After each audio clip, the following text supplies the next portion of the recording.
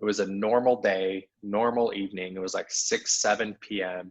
And I'm walking home from the grocery store in Austin, Texas. And I remember feeling these immense feelings of joy and enthusiasm and gratitude and excitement for my life. And nothing was going on. I didn't have like a hot date that night. Wasn't going to a cool event. Nothing really cool was going on in work. I didn't get any good news.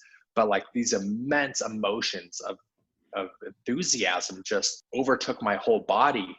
And I felt such an incredible feeling of gratitude. And that's when I had an aha moment, when I realized, I'm like, oh my gosh, our natural state as human beings, who we just are at our core, are grateful, loving, enthusiastic beings. And I made the connection. The aha moment was like, oh, I don't have to go become grateful. I don't need to go add love into my life.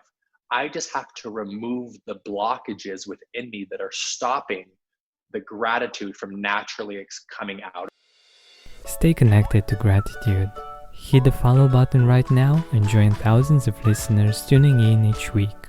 We're the Gratitude Seekers. Come join us.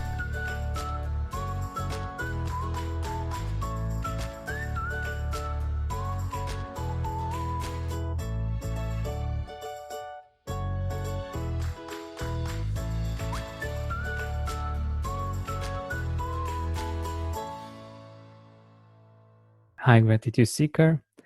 Welcome to a new episode of the Gratitude Podcast.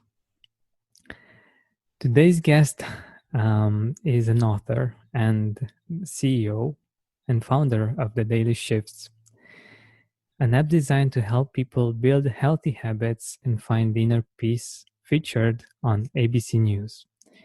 In his new book, Holy Shit, We're Alive, Doug shows his readers how to live with intention, trust themselves, and show up every day for a meaningful life. And to be honest, I love the name of the book, and it's closely related to gratitude in my opinion. He has a really interesting life story, and I'm really curious on finding out more, and I'm sure that you are as well. Doug, welcome to the Gratitude Podcast. Thank you so much for having me. I'm really excited to share my story with you guys. My pleasure. So let us know a little bit more about you. You changed your course in life when you were in your 20s, from the life that you were supposed to live. Like it happened with many of us. We thought that we were supposed to live a certain kind of life, and we chose to live a different one because we saw that it wasn't the best fit for us. And where did that take you?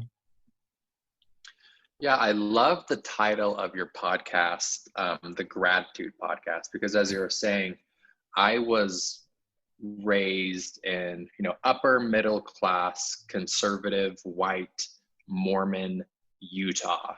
If anyone's never been to Utah, it's a very strong Mormon culture, and you're kind of have this map laid out for you, and your life's kind of planned out for you, and you're supposed to do everything that you're supposed to do. So, it's go to school and get good grades and participate in sports in the community. And then as you turn 19, there's this coming of age ritual where you get served on a Mormon mission. So I don't know if anyone's ever seen them play the Book of Mormon or that, that's kind of it's a pun and a spinoff, but like the elders, the missionaries, and then you get called to serve for 2 years, and it's this really big ritual. And then after that, you're supposed to come home and get married and have babies and, finish college and get a good job and buy a house and have a nice car. And, it's everything you're supposed to. And so what I realized was I was kind of following this trend, but I didn't have a lot of gratitude in my life. I wasn't feeling fulfilled.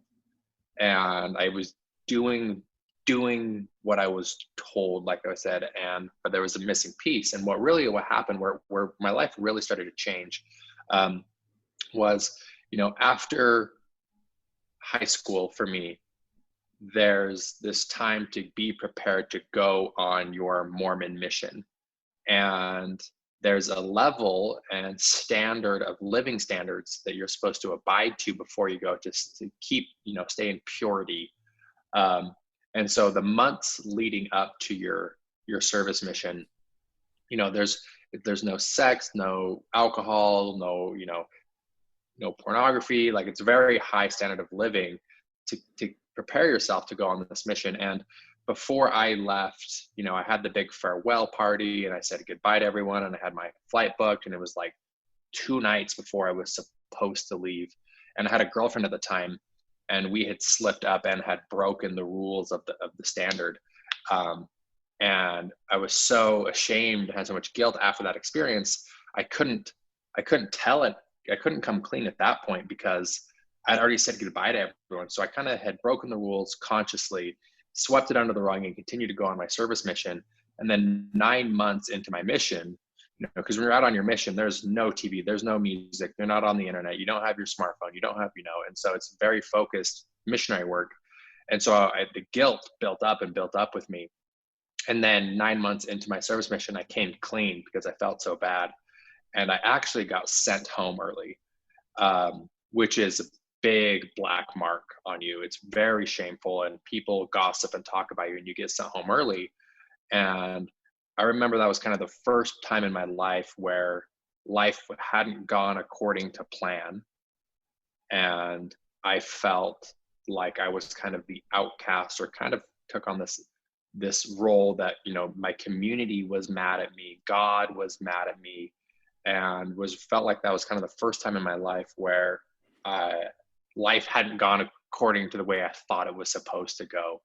And was really kind of starting to feel a little bit lost at that point. So that was kind of the first major turning point in my life. Wow.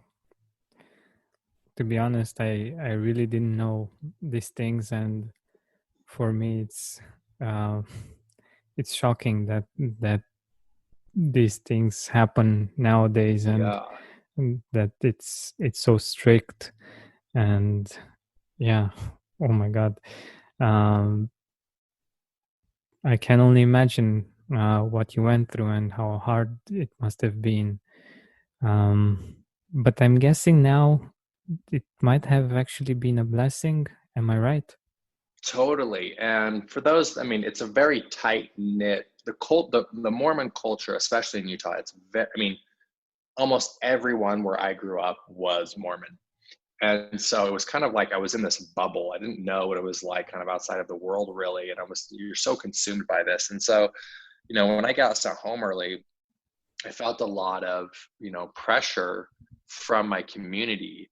And while it was difficult, I still wanted to make it right with God and make it right with my community. So I tried to get back onto good behavior so I could go back out and finish. But just like you said, it was a blessing in disguise. What was crazy about it was, while I was in that process of trying to, get my standard of living back in the right order to go finish my mission, my life changed dramatically when one day my father called me into the living room and announced that he had stage 4 colon cancer, which is basically a death sentence. And so from that moment on, it basically put my mission on the back burner. And I was able to actually be home at that time and spend, the last quality year. After my dad was diagnosed, he passed away 14 months later. So, but for 12 of those 14 months, he was in pretty good health. And so I was able to really spend the final year of his life with him before he passed. And looking back at it, it was like, I'm so actually extremely grateful for going through that experience of being sent home from my service mission dishonorably. But I was able to get the last good year with my dad before he passed. Are you experiencing more lack in your life than you used to? Unfortunately, some things are not in our control, but we can control how we see them. Join me on a 7-week journey from lack to abundance through gratitude. Go to georgianbenta.com/abundance course. That's georgianbenta.com/abundance course to join me now. Wow. That's very touching, and yeah, who would have known that this is how it actually was supposed to be? And yeah, you were lucky that you got sent home and you got to spend this time with your father. And yeah, I think it's amazing how that happened. Yeah, and you could have never predicted that. I think the universe works in mysterious ways. But another thing that's interesting to me is, I'll never forget when, maybe a night or two before he passed away, I remember he had hospice care and he was basically unconscious. And I remember sitting at the base of the stairs by his door the night before he passed, and my mother put her arm around me. And it was late at night, it was almost 12, 1 in the morning, and she put her arm around me, and it was basically like as telling me, hey, this is it, like he's gonna die. And I remember having this an immense wave of emotion and sadness and grief and loss just starting to come and pour up through me. And so I start sobbing uncontrollably, all for about 4 seconds. And then my mind was basically saying, hey, don't cry in front of mom. Don't be weak. Don't, you be the strong, tough guy. And it was just these stories that I've told myself that I need to be strong and weak. So I was never taught how to process my emotions. And so when I cut that emotional release off, right, I just shoved all of the sadness and grief back down inside of me and never dealt with it. Right. I wasn't ever taught how to deal with your emotions. I had to be the strong, tough guy. And so that actually was such a disservice to me, because instead of feeling my emotions, instead of processing my emotions, I was suppressing them, and I suppressed them deep down inside of me and never dealt with them. And when you suppress your emotions, they don't go away, right? They stay inside of you and they fester. And so I started creating kind of this buildup of emotions of shame and guilt of being sent home from my mission, and the embarrassment. Never really dealt with that. Plus the grief and loss of my father, never dealt with that, and shoved that down deeper inside of me. And so I'm starting to build almost like this, I like to use the analogy of like a teapot. You put a teapot on the stove, and the steam starts to boil and boil and boil until the steam comes out. So all of these emotions are starting to boil up inside of me because I just didn't know how to process them. And so this is kind of like the building up of this quarter life crisis I have in my late 20s. Wow. I think in general, we as men have a challenge with processing our emotions, and to be tough, to be like a rock for other people. We don't know what to do with the emotions, and we just cut them off. And yeah, like you said, it's not the healthiest way to go about it.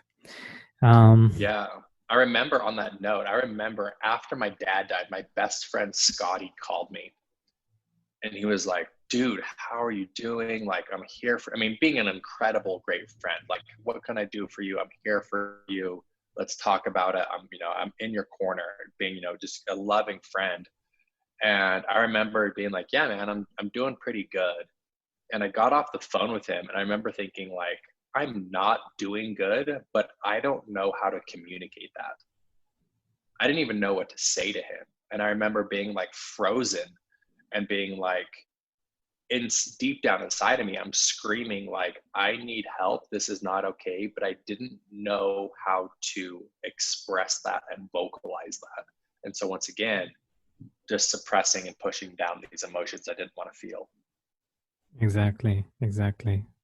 Wow. Whew, this is incredibly open and vulnerable of you, and I really appreciate that. And I'm sure that many of our listeners either identified with that quite a lot, or they might see men in their lives that tend to do this as well. And yeah, I think it's important that we get to talk about this, because like you said, communicating these things is quite hard, especially in those kinds of situations. And yeah, when we're able to understand that, it's great for us, and it's also great for the other people that are going through this, that we can help them better. And even though it's not that easy to help a person that's not able to ask for help when they actually need it. So yeah, I think that's so powerful. But getting back a little bit to your new book, I think the name is so expressive. And Yeah. When I'm thinking about the name, it immediately connects me with gratitude, like just the realization that we are alive right now. Yeah. Like, Yeah. dude, I'm alive. Like, wow. Yeah. How did you come I up with think the name?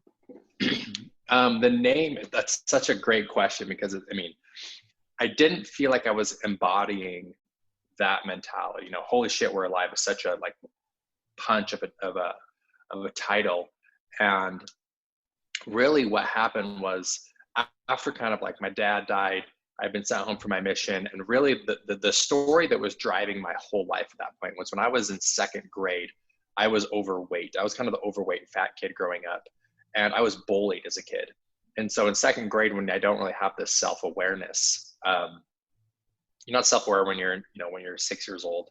And because I was bullied as the fat kid, the internal narrative that I told myself that something was wrong with me. And because I'm fat, something's wrong with me and I don't deserve love.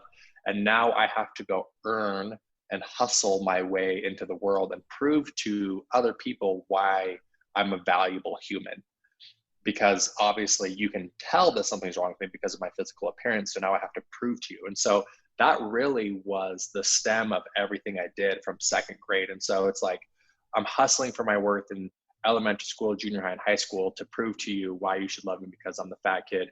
I also get sent home from my mission. My dad dies. I don't know how to process my emotions. And so I'm putting all of these, in a sense, blockages inside of me that are stopping the natural outpouring of love from expressing itself inside of me. And so I have all of these traumatic experiences, and they're building up and building up, and they're festering, like I was saying. And then in my late 20s, I started my healing journey. And in my early 20s, I ended up making a ton of money in a sales organization. I worked in commission sales. And by the time I was 24, I'd made $1 million. And really the motive behind making the money was that I was so desperately searching a way to find an asset in the world, because I was thinking, okay, I'm the fat kid, my dad's died, right? I don't belong in my community. What's a way to gain respect among my peers and community? And our system, believes that those who make money are seen in a higher status. And so, okay, maybe if I can go make money, then I can show people why I'm lovable and why I have value and worth. And so I went and made a ton of money with recruiting and sales and training and managing, and, made $1 million by the time I was 24. And I'm really just screaming for love, because I didn't feel like I was lovable, because something was wrong with me. And so all of these blockages are being built up inside of me. And then in my late 20s, I start this healing journey where I do everything under the sun. I start working with therapists and psychologists, and do sound healings and yoga and meditation. And I do a lot of, spiritual psychedelic journeys, working with, compounds like ayahuasca and psilocybin with professional trained shamans. And I traveled the world and went to Bali and did, anything and anything that was some sort of self-healing. And along the journey, I was able to remove some of these blockages that were stopping me from enjoying my life. And as I removed the trauma of my dad dying, as I removed the trauma of feeling like I was the fat kid, as I removed the trauma of not being enough, as I removed these blockages, my natural state of life was love and excitement and enthusiasm and gratitude. And when I felt that rush for the first time after I've like healed my stories, my first thought was like, holy shit, this is what it feels like to be alive. This is incredible. I've been so blocked up my whole life, and my natural state is love. And if I can just remove these blockages, being alive and being human feels incredible. And hence, that's why the title of my book is that way, because I believe at our core, our natural human, we all have trauma. We all have had experiences that caused hurt and pain and sorrow and loss. But if we can just remove them, our natural essence, just who we are as our core human being, is we are love, we are joy, we are excitement, we are connection. So we don't have to add those attributes to our lives. We just have to get rid of the things that are blocking those emotions from coming out. Hence, the title of my book. Wow, that makes so much sense. And yeah, I can totally relate to that, feeling of aliveness, and to the realization that we're alive. I think this is very, very closely related to gratitude, because it's like, okay, we're living day by day, but are we really feeling alive? Are we really realizing that we are alive and this is something to be excited about? And yeah, I think this is such a great exclamation, such a great way of expressing that aliveness and that realization. And yeah, by the way, when was the first time that you experienced gratitude? Like, not just the concept, but actually experiencing it as your own, something very personal that made you realize it. Like, it's not just some words, but it's actually something that you live, something palpable for you. Yeah, I think, a moment that comes to my mind, and that's such a beautiful question. So thank you for asking that. But it was once I realized I had trauma. I never would have, I never would have guessed I had trauma. I was like this masculine, bro-y kind of like sales guy.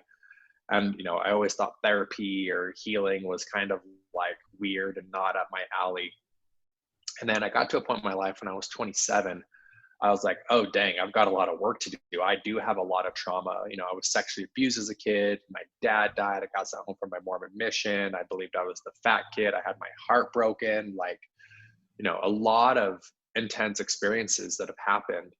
And I started to do the healing work, and I committed to it. And it's not easy, and it takes a lot of work. So I got really into having a daily gratitude practice of getting into yoga, meditation, journaling. I was seeing a therapist. I, changed my diet. I changed my sleep patterns. I started exercising more, and, I started reading different books, and it was a process. And, after a long period of time, months and months of consistent work, I remember it was like I was living in Austin, Texas at the time.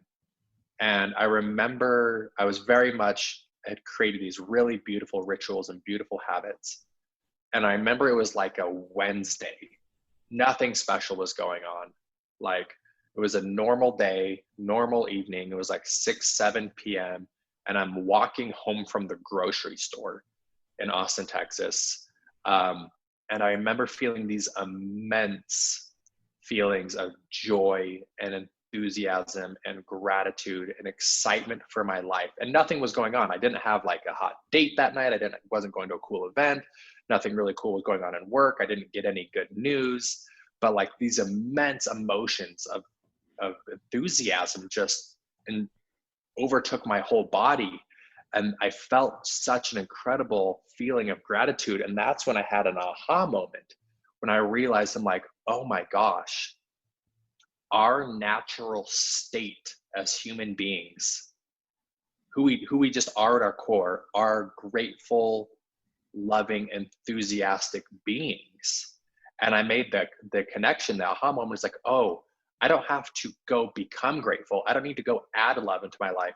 I just have to remove the blockages within me that are stopping the gratitude from naturally coming out of me. And I realized I had done the work and I had removed those blockages and had that aha moment. I'm like, we can feel this immense, overwhelming love and excitement for life, and we don't have to do anything than get our junk out of the way, and it'll naturally come up. And so it was, like I said, it was a random weekday, 7 p.m., walking up from the grocery store and just feeling fully alive. And I'm like, wow, we can feel like this all the time if we can just do our healing work and clear the junk. Wow. That's so interesting. It's so similar to my own experience with gratitude and how I started on this journey. And it was very similar in the sense that nothing had happened on the outside, but I experienced an amazing feeling of gratitude, and I felt it in all of my body. And yeah, very interesting how similar that was to what you experienced. And yeah, it's so interesting that nothing changed or nothing had to be outside of us for us to experience that. And I think that's very interesting to ponder about, especially after achieving some things in life. Just one random moment can get you to experience such joy, such excitement. Yeah. And I realized that a lot of people are trying to solve an internal problem with something external, right? We feel we're broken, we're unhealed, we have trauma. And the way we think that we can heal it is by getting something outside of us. You know, it's the new car, it's the better job, it's finally getting healthy, it's finding the partner. And we think that when that happens, then we'll feel good inside. But the reality is you can't, you know, you need to fix your internal problem by going inward. It's not something you find external. And I was, you know, lucky enough to see the benefits and rewards of doing that work. And what I'm, you know, hoping and my intention with my book is to inspire those to do the same. And I leave tools and techniques and ideas and concepts to really spark a new way of thinking for the reader, so that they too can, you know, look at some of the stuff that may be holding them back from naturally feeling those immense feelings of gratitude and joy in their lives. Give us some ideas. So what is one thing that we can do to get rid of some of the things that are holding us back from feeling grateful? Yeah, I think the first thing we need to do is we need to become aware of the story we're telling ourselves about why we're not happy. And the way we diagnose our story is, you know, one of my favorite quotes, probably my number one favorite quote, is from psychologist and philosopher Carl Jung. And he says, until we make the subconscious conscious, it will guide our life and we'll call it fate. And what he means by that is, you know, everyone I've met, I don't care where you're from in life, that something happened when you were a kid. And it doesn't have to be like this big, crazy, traumatic experience, but something happened when we were between ages of, like, you know, 5 and 14.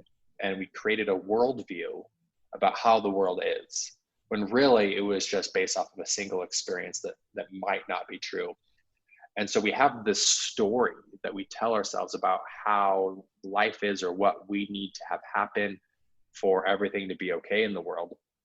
And it guides our whole life. My story was that I was the fat kid. And really the core root of the fat kid story was that something was wrong with me. And because something's wrong with me, I'm unlovable. And then I went and hustled, you know, for the next 25 years of my life to prove that wrong, to prove to you why I'm lovable. And it was just this constant restlessness. And so the main tool I share in the book is, first we need to diagnose our story. So the question I have for the listeners is, the way you do that is, I always ask, would you be absolutely devastated or frightened or scared if people found out about you? Like, what are you trying to hide from the world? What's the story you tell yourself? Is it that you're too fat, that you're too skinny, that, you're ugly, that you're not smart enough, that you're not good enough, that you're a fraud, that you're a liar, or, maybe you have a substance abuse issue, whatever it may be. What is the one thing you're trying to hide from the world? And then once you diagnose that, the question I always ask is, like, where did you learn that story about why you're not good enough? Where did you learn it? And really, when you diagnose it, the when and where, it plays back to a specific memory you have where a traumatic experience happened. And then once you kind of diagnose the situation, then you can start to do the healing work. And once you realize that usually the story you're telling yourself has nothing to do with you and it is just a story, then you can start doing the work on it. Because I think the awareness behind it is extremely important, because if you're not aware of your story, like Carl Jung said, unconscious, right? You don't have an opportunity to heal and make a new choice. And so I think just becoming aware of our stories can provide us a lot of insight and a potential breakthrough to stepping into a more natural state of gratitude and love for our lives. That makes so much sense. And I think a good example of this is seeing someone else's habits, for instance, seeing that they are doing some things on and on, and they might not just not be aware that they're doing those things, and if they would be aware, for instance, they could have a choice and they could do things differently. And I think it's very similar to the things that are going on inside of us as well. We have some habits, not just in the things that we do, but in the emotions that we have, in the way we think, in the story that we tell ourselves. And when we become aware of it, and that's when we can choose to go on a different path. I think that's awesome. And especially in those things that we are most ashamed of, the things that we try to hide, that's where some gems are actually hidden. And I think that's very good. So where can our audience get your book? Yeah, it's on Amazon. It's live today. Holy shit, we're alive. And I love hearing personal stories and connecting. So if anyone has any questions or has feedback on the book, you can message me on Instagram at Doug_Cartwright. But like I said, the book is live now and on Amazon. Awesome. So thank you very much for your time. Thank you for being open and vulnerable with us, and for sharing your story, and for being such a great guest of the Gratitude Podcast. Thank you, Doug. Thank you for having me. Hey, Gratitude Seeker, thank you so much for taking the time to listen to this interview. I really appreciate it. And if you could think of one person that would also benefit from it, share it with them. It might actually be the inspiration that they need to make their day, or maybe even their life, much better. Thank you so much once again. This has been Georgian Benta. Don't forget to keep seeking and spreading gratitude. Despite the unshakable Iowa Corn Cyhawk rivalry, there is one thing Iowa State and University of Iowa fans can both agree on: getting hyped for Unleaded 88. It's cleaner burning and better for your engine, and it's cheaper than other fuel options, making Unleaded 88 the clear fuel choice. If Iowa Corn Cyhawk rivals can agree on it, you know it's worth the hype.